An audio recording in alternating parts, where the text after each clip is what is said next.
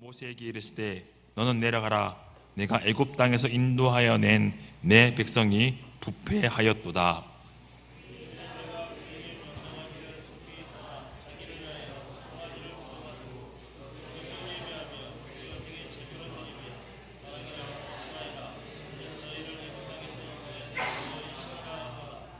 여호와께서 또 모세에게 이르시되 내가 이 백성을 보니 목이 뻣뻣한 백성이로다.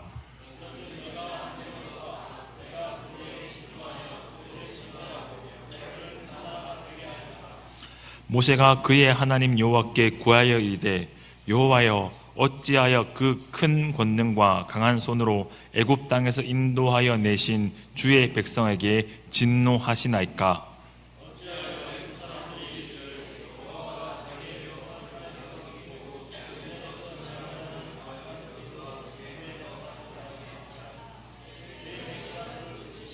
뜻을 돌이키사 주의 백성에게 이 화를 내지 마옵소서. 주의 종 아브라함과 이삭과 이스라엘을 기억하소서. 주께서 그들을 위하여 주를 가리켜 맹세하여 이르시기를 내가 너희의 자손을 하늘의 별처럼 많게 하고 내가 허락하신 이 온 땅을 너희의 자손에게 주어 영원한 기업이 되게 하리라 하셨나이다. 여호와께서 뜻을 돌이키사 말씀하신 화를 그 백성에게 내리지 아니하시니라. 아멘. 기도하겠습니다. 하나님 아버지, 은혜를 감사합니다. 주님 앞에 나와 예배합니다. 주의 말씀을 듣습니다. 주님, 우리의 마음을 주님께 드릴 수 있도록, 내 삶을 온전히 주님께 드릴 수 있도록 주님 우리의 마음을 열어주옵시고 말씀에 청종하며 순종하며 주님께 영광 돌릴 수 있도록 주님 도와주옵소서.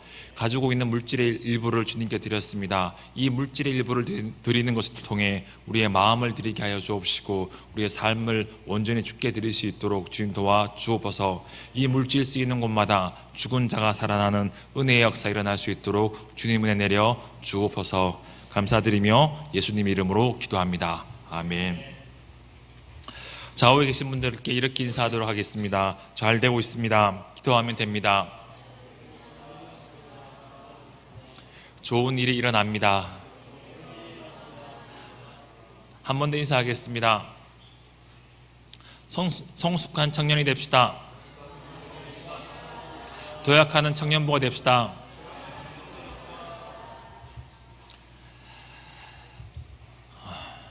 벌써 1월이 다 돼가는 것 같습니다. 다음 주는 구정 연휴가 되고 그리고 나면 1월이 끝나는 것 같아요. 1월 넷째 주가 되었습니다. 오늘 말씀을 듣는 것을 통해 여러분 마음 가운데 하나님이 큰 은혜가 임하길 예수님의 이름으로 축원드립니다. 그 은혜 의지해서 믿음으로 살아갈 수 있길 주님의 이름으로 축원드립니다. 오늘의 본문의 말씀은 하나님께서 모세에게 이제 이스라엘 백성이 부패했다, 죄를 지었다라는 것으로 시작이 됩니다. 그럼 앞에 무슨 일이 있었는가라는 좀 봐야 되겠죠. 출애굽기 32장에 이렇게 시작을 하고 있습니다. 백성이 모세가 산에서 내려오미 더딤을 보고 모여 백성이 아론에게 이르러 말하되 일어나라, 우리를 위하여 우리를 인도할 신을 만들라. 이 모세 곧 우리를 애굽 땅에서 인도하여 낸 사람은 어찌 되었는지 알지 못함이니라 라고 시작합니다. 모세가 시내산에 올라가서 하나님에게 언약궤를 받기 위해서 올라갑니다. 그런데 안 내려오는 거예요. 그래서 모세가 죽었으려니 하고 사람들이 아론에게 와서 이렇게 이야기한 것이죠. 우리를 위해서 우리를 인도할 신을 만들어 달라라고 이야기합니다. 그리고 사람 백성들이 아내와 자녀들이 가지고 있던 귀고리를 모아서, 금으로 만든 귀고리를 모아서 아론에게 가지고 옵니다. 그리고 아론은 그 금붙이들을 모두 녹여서 금송아지를 만드는 것이죠. 그리고 그렇게 금송아지를 만든 다음에 예물을 드리고 예배하고 제사를 합니다. 하나님께서는 모세에게 말씀하시고 이스라엘 백성은 모세가 없을 때 죄를 짓고 참 극명하게 서로 대조되는 모습이 드러나 있지 모습이 드러나고 있지 않습니까? 이스라엘 백성들이 어떻게 이렇게 죄를 지을 수 있었을까? 참 상식적으로 이해가 잘 되지 않지 않습니까? 노예 생활을 하는 가운데 구원해달라고 그렇게 간절히 기도의 응답으로 모세를 보내시고 10번의 재앙을 통해서 출애굽하게 하십니다. 10번째 재앙을 하기 전에 첫 번째 유월절을 지키고 하나님의 은혜를 기억하게 하십니다.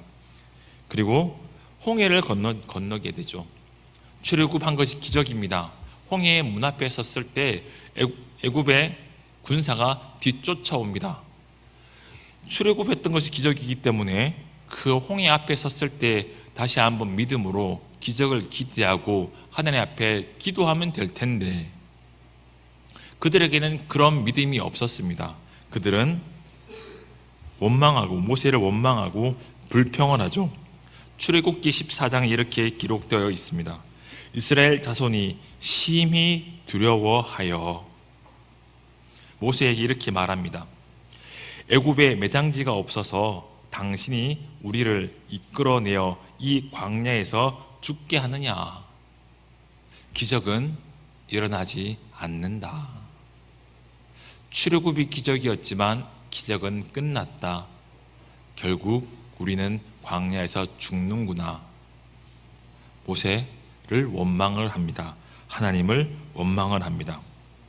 또 이렇게 말합니다. 우리를 내버려 두라. 우리가 애굽 사람을 섬길 것이라 하지 아니하더냐. 애굽 사람을 섬기는 것이 광야에서 죽는 것보다 낫겠노라. 우리는 애굽 사람을 섬기겠다고 죽는 것보다는 낫다고 얘기하죠. 그러나 어떻게 됩니까? 홍해가 갈라집니다. 좌우에 벽돌로 벽을 쌓은 것처럼 홍해가 갈라지고 나서 그 홍해를 건너가죠. 기적은 일어났습니다. 하나님께서 이스라엘 백성에게 은혜를 베풀어 주셨습니다. 출애굽기 15장에 보면 마라의 쓴물이 나옵니다. 4일 동안 광야에서 물을 얻지 못했습니다. 마실 물이 없었습니다. 마라의 쓴물을 만나고 기쁜 마음으로 물을 마십니다. 그런데 너무 쓰기 때문에 먹을 수가 없는 거예요. 그리고 불평하고 원망합니다. 모세가 를 통해서 그 쓴물을 바꾸어 마실 수 있는 물로 바꾸어 주시죠.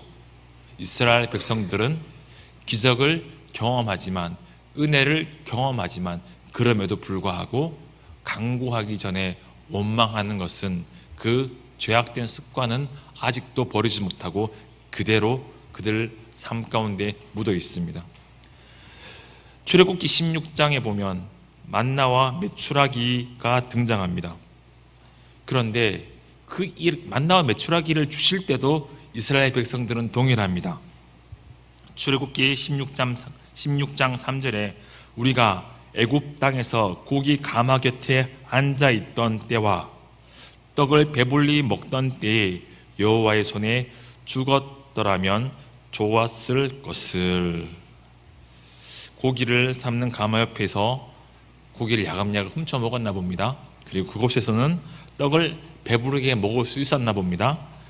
그래서 굶주린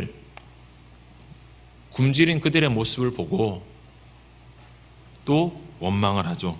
그때 만나와 메추라기를 내려주십니다. 출애굽기 17장에는 반석에서 물이 나오는 사건이 등장합니다. 이때도 이스라엘 백성들은 또 원망을 합니다. 당신이 어찌하여 우리 애굽에서 인도에 내어서 우리와 우리 자녀와 우리 가축이 목말라 죽게 하느냐. 수도 없는 기적과 수도 없는 은혜를 경험했음에도 불구하고 은혜를 지금 또 경험하고 있음에도 불구하고 상황이 힘들어지면 원망하고 불평을 하고 우리가 죽게 되었구나라고 한탄을 하죠.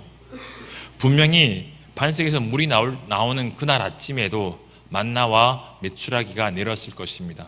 기적을 경험하고 있음에도 불구하고 하나님께서 베풀어 주시는 은혜를 지금 또 현재 경험하고 있음에도 불구하고 불만스러운 것 한 가지 때문에 하나님을 원망을 하고 하나님을 불평을 토하는 것이 이스라엘 백성들의 모습이었습니다. 이러한 이스라엘들의 믿음 없는 모습, 불신앙의 모습이 가장 극명하게 드러나는 사건이 있다면 20장입니다. 20장에서 하나님께서 이스라엘 백성들에게 은혜를 베풀어 주십니다. 하나님의 영광을 경험하게 하시죠. 하나님의 영광을 경험하고 나서 이렇게 얘기합니다. 모세에게 당신이 우리에게 말씀하소서 우리가 들으리이다. 하나님이 우리에게 말씀하지 말게 하소서 우리가 죽을까 하나이다. 하나님께서 우레와 번개와 나팔 소리와 연기와 함께 이스라엘 가운데 임합니다. 하나님의 영광을 이스라엘 백성들이 보게 됩니다. 그 볼 때, 하나님의 영광을 볼 때 이스라엘 백성들은 그 영광 가운데 있는 것이 싫은 거예요. 그 영광 가운데 있는 것이 두려운 거예요.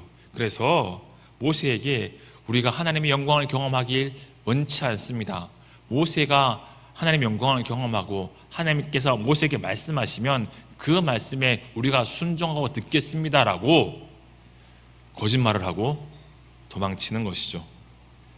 모세가 백성들에게 이렇게 말합니다. 두려워하지 말라. 하나님이 임하심은 너희를 시험하고 너희로 경외하여 범죄하지 않게 하려 하심이라. 하나님께서 이스라엘 백성들이 하나님을 경외할 수 있도록 하기 위해서 임하신 겁니다. 하나님께서 이스라엘 백성들이 범죄하지 않기 위해서 그렇게 임하신 것입니다. 그러나 이스라엘 백성들은 그 하나님의 영광과 거룩을 바라보는 것이 감당할 수 없었습니다. 백성은 멀리 서 있고 모세는 하나님이 계신 흑암으로 가까이 가니라라고 성경은 기록하고 있습니다. 두려울 수 있습니다. 그러나 그 두려움을 넘어 믿음으로 나가야 하지만 이스라엘 백성들은 그렇게 할 수 없었습니다. 모세가 설득했지만 모세의 설득을 거절하고 그리고 그 가운데 그냥 있게 되죠. 이 사건 이후에 하나님께서는 특별하게 이스라엘 백성들 가운데 하나님의 영광을 드러내시는 사건이 거의 없습니다.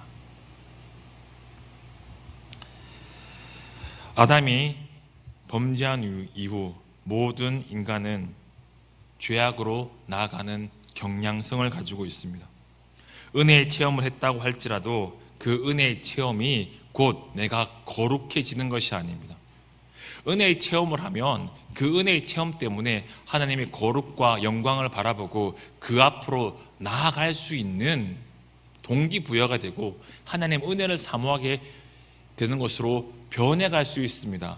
성화에 대한 갈급함이 생기고 기대와 소원이 하는 마음이 생길 수 있습니다. 그러나 하나님의 은혜를 체험하는 것이 곧 거룩해지는 것이 아니고 거룩으로 나아가는 것이 아닙니다. 이스라엘 백성들의 삶의 모습을 보십시오. 수도 없이 하나님의 은혜를 경험했습니다. 10번의 재앙을 바라보았고 첫 유월절을 지켰습니다. 홍해가 갈라지는 것을 보았습니다. 만나와 메추라기가 떨어지는 것을 보았습니다. 그것을 먹으면서 은혜 가운데 하루하루 살아갈 수 있었습니다. 물이 없었을 때 반석을 쳤을 때 물이 나왔습니다. 생수가 나오는 것을 통해서 하나님께서 생명 주신다는 사실을 깨달을 수 있었습니다. 그럼에도 불구하고 십계명을 받은 이후에 하나님께서 모세를 특별히 데리고 올라가셔서 언약궤를 주시던 그 40일을 견디지 못하고 그들은 금부치를 모아서 그들이 가지고 있는 작은 우상들을 모아서 그 우상들을 녹여서 큰 우상을 만듭니다. 큰 금송아지를 만듭니다. 그들에게 경배하고 그들에게 예물을 드리고 그리고 여호와의 날이라고 선포합니다. 자기의 필요를 따라 자기를 위해서 신을 만드는 것이죠. 정말 하나님이 살아 계시기 때문에 그 하나님을 섬기고 하나님을 경배하는 것이 아니라 자기를 이끌, 우리들을 이끌 신에 필요해서 그 신을 내가 상상을 통해서 만들어내는 것이죠. 하나님의 은혜를 경험했습니까? 하나님의 은혜를 경험하는 것을 통해서 하나님이 어떠한 분이신지 깨닫고 주님의 그 거룩하심과 영광스러움을 깨달아 아는 것을 통해서 주님 앞에 한 걸음 한 걸음 나아가길 소망하고 기대하십니까? 그 기대가 없다면 우리는 그냥 오늘 이 기록에 나오는 이스라엘 백성들과 같이 하나님의 은혜가 멈추면, 하나님의 은혜가 부어진다 할지라도 우리의 필요가 채워지지 아니하면 상황과 여건에 따라서 흔들리는 신앙을 가질 수밖에 없습니다. 이렇게 우리를 위해서, 우리의 필요를 위해서 쫓아가는 신앙은 믿음이 아닙니다. 이러한 신앙은 참 믿음이 아니라 여전히 우리가 기대하고 우리가 소망하는 신을 하나님이라고, 예수님이라고 기대하는 것과 다를 바 없는 것이죠. 자기의 필요를 따라 추구하는 그 믿음을 멈추지 아니하면 하나님께서는 우리에게 은혜 베푸시는 것을 멈추십니다. 이러한 예들은 참 성경에서 많이 볼 수 있습니다. 창세기 11장에 보면 바벨탑을 쌓는 사건이 나옵니다. 이 바벨탑을 쌓는 사건은 노아의 후손들의 족보가 기록되어 있는 앞뒤 고 사이에 삽입되어 있는 이야기입니다. 이 바벨탑 앞에 있는 창세기 10장은 노아의 후손들의 족보가 등장하는데 그 족보 끝에 이 바벨탑 사건이 기록되고 있습니다. 그리고 바벨탑 사건이 기록된 다음에 셈족의 후손이 나오고 그 셈족의 후손의 끝에 아브라함이 등장하죠. 이 바벨탑 사건 앞에 있는 사건들은 하나님을 경외하지 아니하는 노아의 후손들에 대한 족보이고, 이 바벨탑 이후의 사건들은 여호와를 경외하는 셈족의 후손들의 족보입니다. 셈족의 후손들이 더 많을까요? 요한복음 창세기 10장에 있는 노아의 후손들의 족보가 더 많을까요? 당연히 10장에 있는 족보가 훨씬 많습니다. 그것을 통해서 죄악이 하나님을 경외하지 않는 사람이 더 많다는 것을 의미하는 것이죠. 바벨탑을 쌓은 이유가 무엇입니까? 창세기 10장 4절에 이렇게 기록되어 있습니다.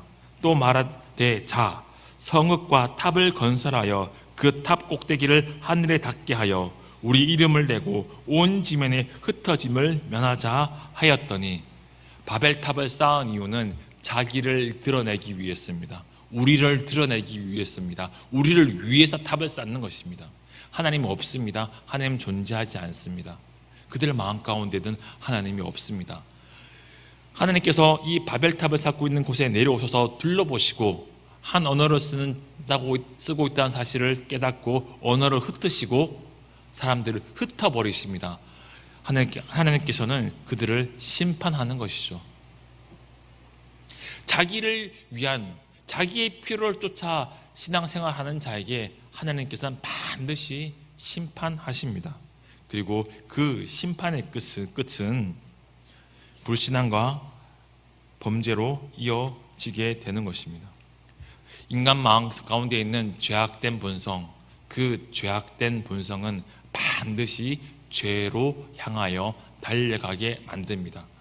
은혜의 체험을 했지만 그 은혜의 체험을 통해서 하나님의 거룩과 영광을 사모하지 않게 되면 반드시 죄악으로 달려가게 되는 것입니다. 과거에 경험한 하나님의 은혜의 체험이 나의 도덕성을 지켜줄 수 있는, 마치 달려가는 자동차의 브레이크 같은, 죄악으로 달려가는 내 인생의 브레이크 역할을 할 수 있습니다. 그러나 그 브레이크는 어느 날 갑자기 파열될 수도 있습니다.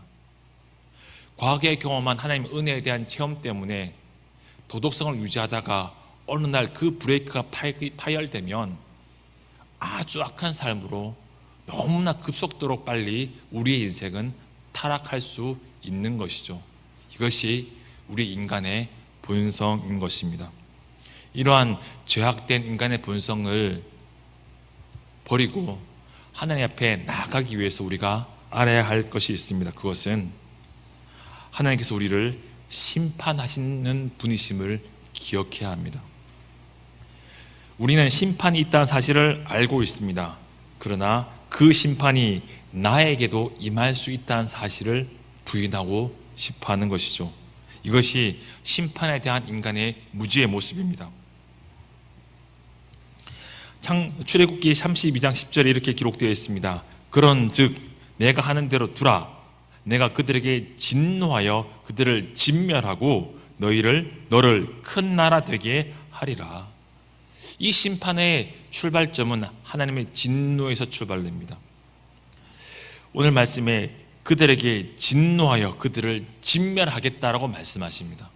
자, 진노가 무엇이냐? 이렇게 사전적으로 정의를 할 수 있습니다. 이성으로 통제하지 못하는 분노, 그것을 진노라고 말할 수 있습니다. 자, 여기서 아마 바퀴벌레를 아주 사랑해서 모으시는 취미를 가지신 분 계십니까? 없죠. 저도 바퀴벌레 참 싫어합니다. 자, 뭔가에 집중을 하고 있다가 이게 팔 등으로서 뭐가 간질간질한 느낌이 나요. 이게 뭐지? 하고 돌아봤어요. 그런데 이따만한 바퀴벌레가 막 기어가고 있다 생각을 하면 어떻습니까? 무엇을 할 겁니까? 분명히 소리부터 칠 겁니다. 형제든 자매든 뭐 상관없습니다. 으악! 소리부터 치면서 털어내거나 아니면은 용감한 사람은 자기도 모르게 딱 하고 잡을지도 모르겠습니다. 손으로. 제 같은 경우는 손으로 절대 안 잡습니다. 떨쳐내고 주변에서 딱딱한 물건 찾아서 막 집어 던져서 저는 기를 쓰고 잡거든요. 분노가 뭐냐면 그런 거예요. 바퀴벌레가 기어가면 너무 싫습니다. 그리고 바퀴벌레를 반드시 죽여야겠다는 열의가 타올라서 그 바퀴벌레를 죽입니다. 그 마음은 이성으로 통제가 되지 않는 마음입니다. 그렇지 않습니까? 어느 날 화장실 문을 밤에 화장실을 가는데 불을 켜고 화장실 문을 열었는데 이따만한 바퀴벌레가 싹 걸어가면 깜짝 놀라죠. 그 바퀴벌레 쫓아서 죽이고 싶은 마음 생기지 않습니까? 설사 죽이고 싶은 마음 생기지 않아도 너무 싫습니다. 하나님의 진노가 무엇이냐면 죄 때문에 죄를 범한 인간에 대해서 하나님께서는 불타는 진노로 심판하고 싶은 분노가 있는 거예요. 이스라엘 백성들이 모세가 없을 때 금붙이를 모아서 작은 금으로 한 우상들을 모아서 금송아지를 만들었을 때 하나님께서는 그렇게 불타는 진노가 하나님이 가득했습니다.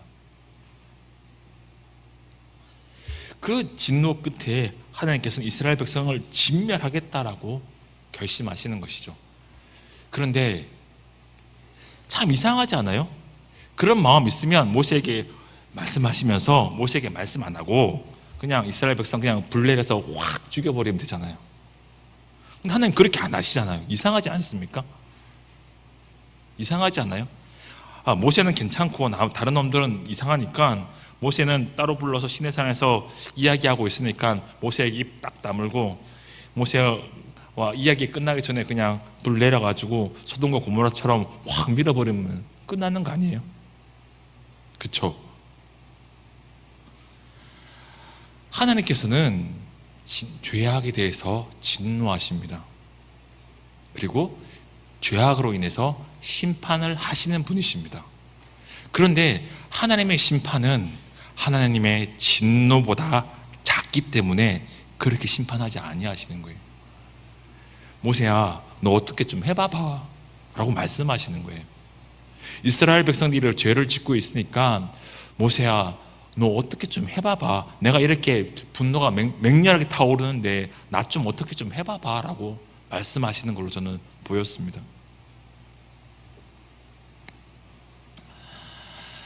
이스라엘 백성의 죄는 너무나 크지만 하나님께는 심판을 유보하고 바로 심판하지 아니하시고 돌이킬 수 있는 기회를 주시는 것이죠. 이것은 하나님과 이스라엘 백성이 언약 관계에 있기 때문에 그런 것입니다. 하나님께서 아브라함과 언약을 맺으십니다.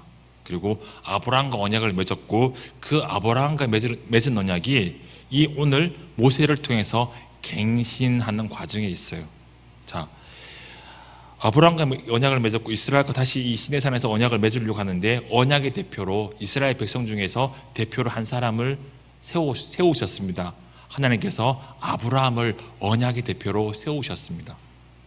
하나님께서는 아브라함과 언약을 맺었고 아브라함의 후손들, 출애굽한 아브라함의 후손들 중에 모세와 다시 한번 언약을 맺으시는 것입니다. 그 언약의 대표로 모세를 세우신 분은 하나님이십니다. 그렇기 때문에 오늘 이 이스라엘 백성들이 죄를 짓고 있는 이 가운데 하나님께서 모세에게 이야기하시는 거예요. 죄를 짓고 있다.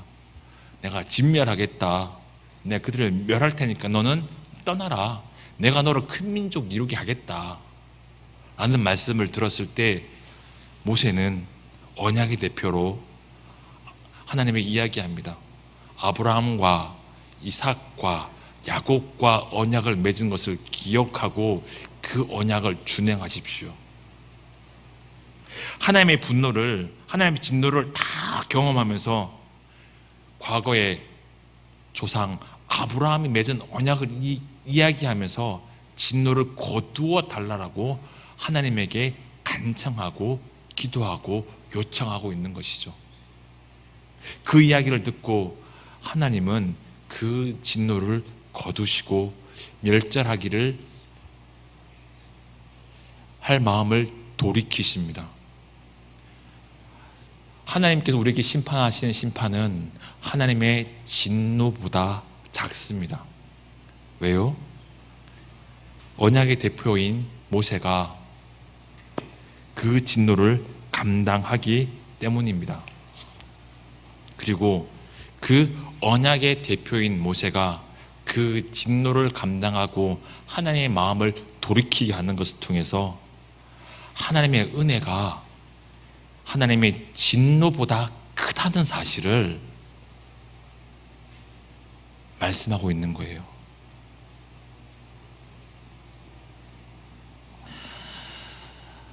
우린 죄를 짓고 이 땅을 살아가는 동안 하나님께서 수도 없이 많은 회개를 통해서 하나님에게로 돌이킬 수 있는 기회를 주십니다. 하나님께서 진노하는 마음으로 우리의 불의에 대해서, 우리의 불경건에 대해서 심판하고자 하십니다.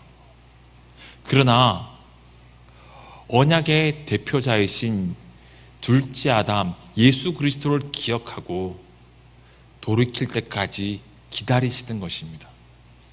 이 땅을 살아가는 동안 우리는 진노보다 큰 은혜 앞에서 수도 없이 돌이킬 수 있는 기회가 있습니다.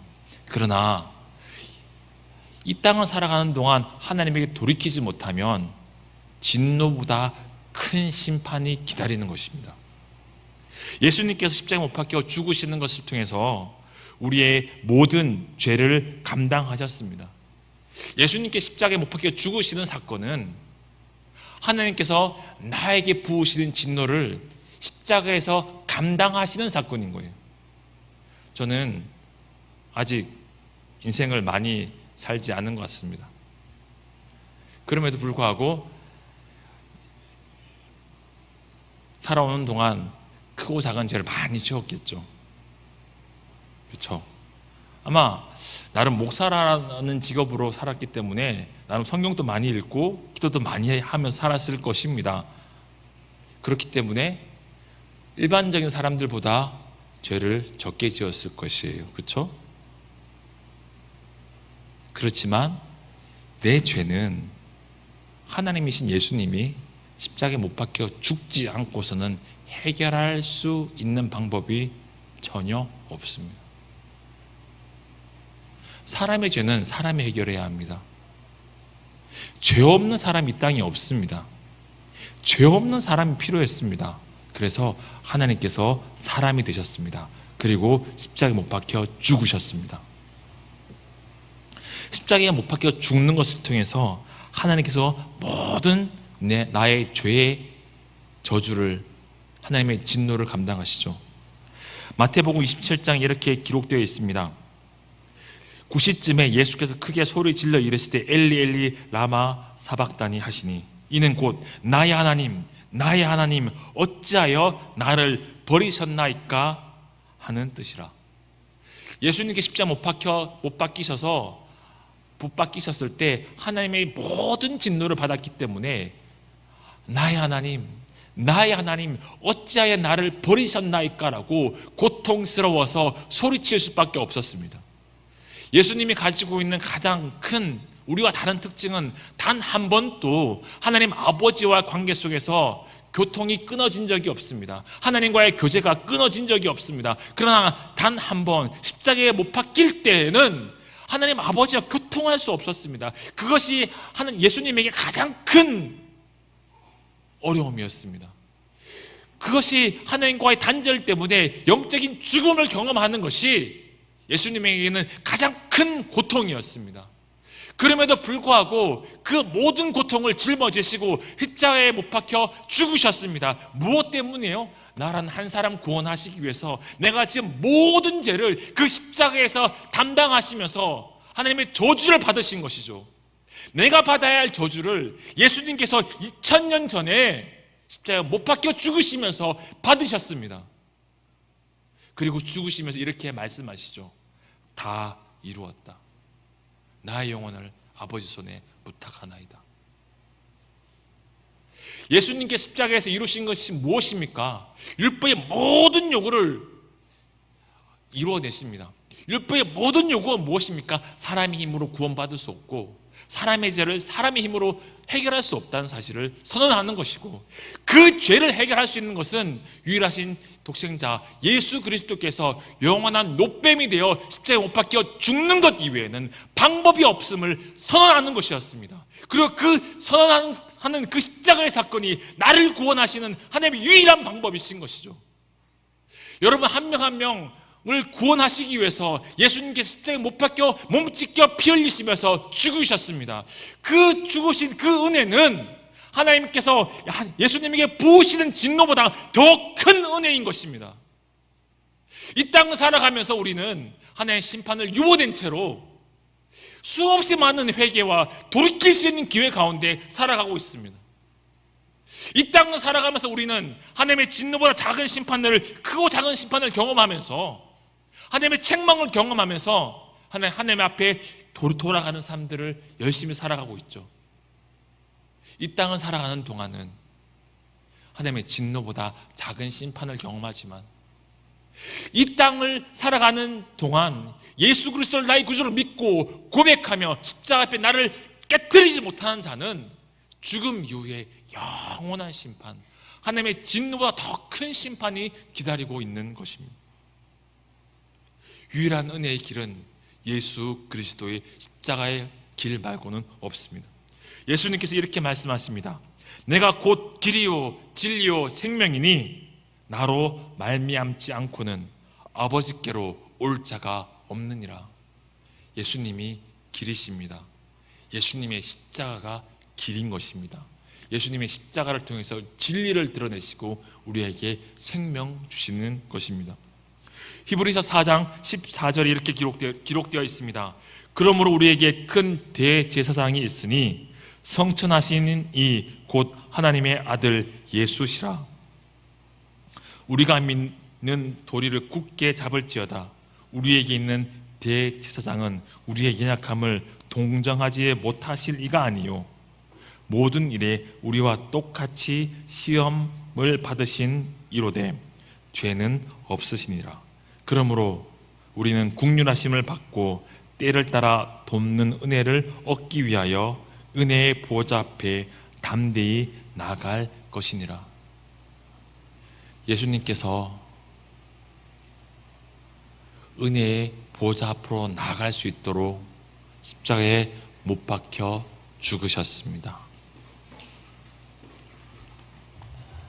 우리는 어떠한 사람입니까?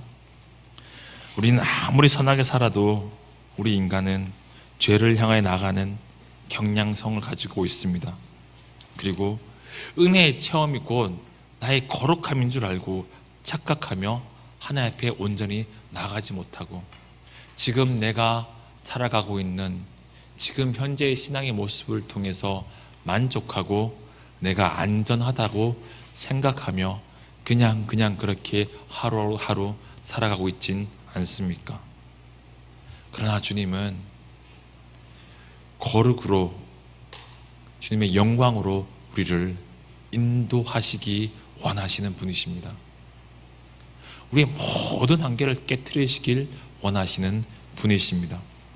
진노를 참으시고 심판을 유보하시고 우리가 죄악에서 돌이킬 수 있는 기회를 이 땅에서 살아가는 동안 끊임없이 주시는 분이십니다. 맹렬히 타오르는 그 진노 앞에 하나님은 참으시고 십자가의 은혜의 보좌로 우리를 부르시는 것입니다. 오늘 그 은혜의 보좌 앞에 믿음으로 나아갈 수 있었으면 좋겠습니다. 내 힘으로 할 수 없습니다. 내 능력으로 할 수 없습니다. 내 힘으로 내 능력으로 하는 일이라면 하면 되죠. 기도할 필요도 없죠. 내 죄를 돌이키는 건 하나님의 은혜 말고는 없습니다. 그렇게 고백하며 주님 앞에 나아가길 주님의 이름으로 축원드립니다. 다 함께 찬양하도록 하겠습니다. 주의 나라가 임할 때.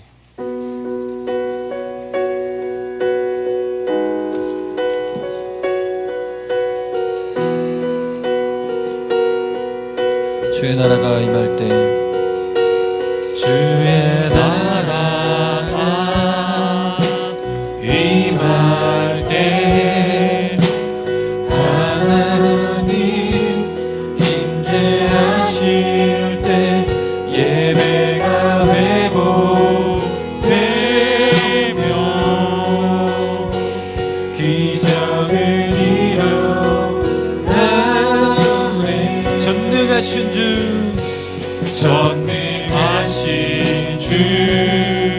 영원하신 능력의 통치자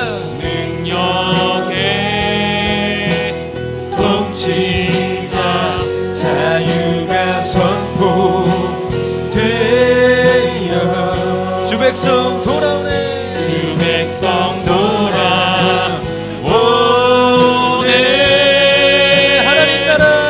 하나님 나라 임하소서. 영광과 존귀 위엄과 위엄 놀라운 사랑의 기적의 하나님 주님 이곳에 오소. 하나님 나라 임하소서. 영광과 존귀 능력과 위엄 놀라운 사랑의 기적의 하나님 지금 이곳에 오소서. 다 함께 기도하도록 하겠습니다. 주님, 우리 은혜의 보좌로 나갈 수 있는 믿음 허락해달라고. 은혜의 체험이 꼭 거룩함이라고 착각하지 않고 주님 앞에 나갈 수 있게 해달라고. 진노보다 더 큰 하나님의 은혜 앞에 나갈 때 주님 우리에게 찾아와 달라고. 다 함께 주님 부르고 기도하도록 하겠습니다.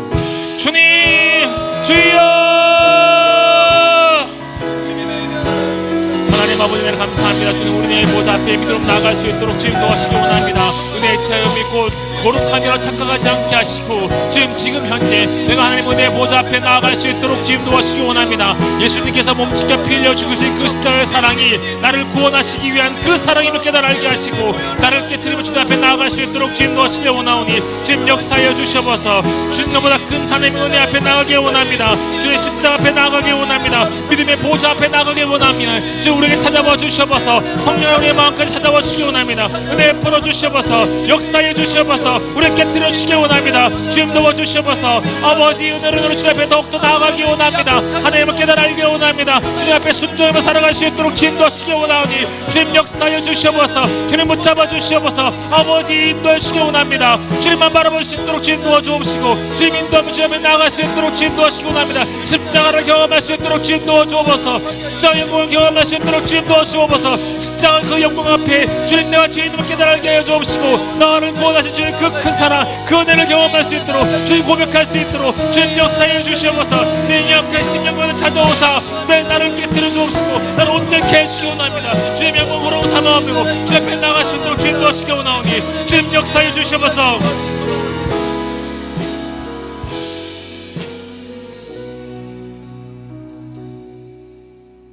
하나님 아버지 나를 감사합니다. 주님 우리를 불쌍히 여겨 주옵소서.